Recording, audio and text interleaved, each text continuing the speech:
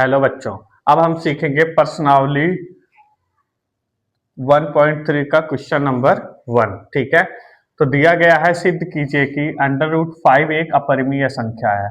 ठीक है, देखो यह एक अपरिमेय संख्या है, लेकिन इसको हम पहले परिमेय में करेंगे, फिर उसके बाद अपरिमेय करेंगे। ठीक है, तो लिखेंगे कि दिया है √5 एक परिमेय संख्या है। ठीक है, 5 इक्वल टू a/b। ठीक है, जैसे कि a और b यह एक सह अभाज्य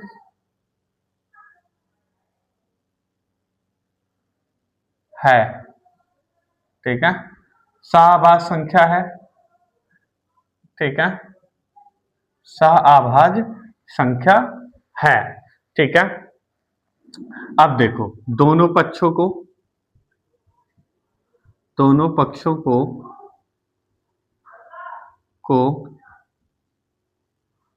वर्ग करने पर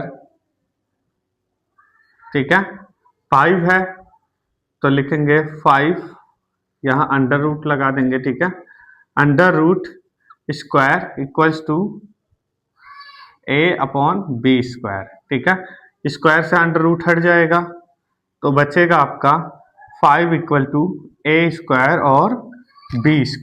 ठीक है, अब इक्वल्स टू को इस तरफ लेके आएंगे तो ये क्या हो जाएगा, 5b² इक्वल्स टू a²/5।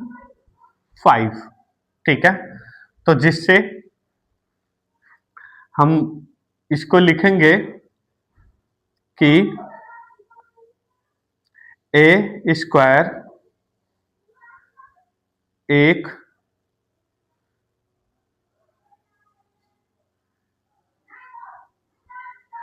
गुणनखंड है। किसका? 5 का। ठीक है, ऐसे लिख सकते हो, गुण यह एक गुणनखंड है 5 का। ठीक है, और a² भी a² हो गया और a भी एक क्या है, गुणनखंड है। किसका? 5 का। ठीक है, देखो माना कि a इक्वल्स टू n, जहां n एक पूर्णांक संख्या है। ठीक है, पूर्णांक संख्या है। ठीक है, तो अब हम लिखेंगे √5 इक्वल्स टू a/b। ठीक है, अब दोनों पक्षों को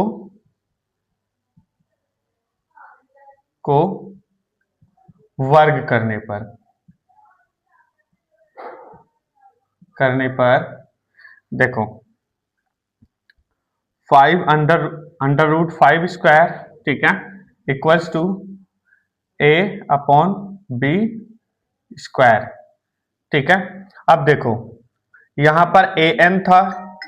ठीक है, और a की वैल्यू कितनी दी गई है हमें, 5। ठीक है, a का एक गुणनखंड क्या है, 5 है, तो यहां पर हम लिखेंगे 5a। ठीक है, 5n। देखो बच्चों, इसे हम फिर से समझाते हैं आपको। ठीक है, दोनों पक्षों को वर्ग करने पर, ठीक है, तो ये √5 वर्ग इक्वल्स टू a हमारा कितना है, 5 है, मतलब a का गुणनखंड क्या है, 5 है, तो लिखेंगे 5 और n। ठीक है, अपॉन b। ठीक है, अब इस पक्ष को भी हम स्क्वायर करेंगे। ठीक है, इस वर्ग स्क्वायर से अंडर रूट हट जाएगा, क्या बचेगा, 5 इक्वल टू, और 5 का स्क्वायर क्या होगा, 25, n अपॉन बी स्क्वायर। ठीक है, अब हम इसको 5 की तरफ लेके आएंगे तो क्या हो जाएगा, बी स्क्वायर 5b², ठीक है, 5b² इक्वल्स टू 25n।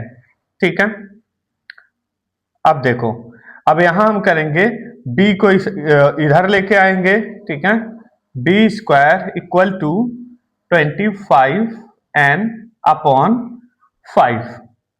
ठीक है, अब देखो 5 से 25 5 बार में कट जाएगा। ठीक है, तो क्या बचेगा हमारे पास,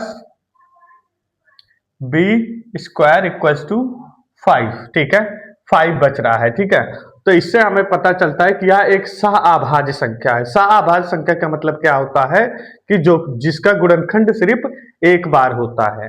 ठीक है, तो इसीलिए ये क्या हो जाएगा, यह एक अपरिमेय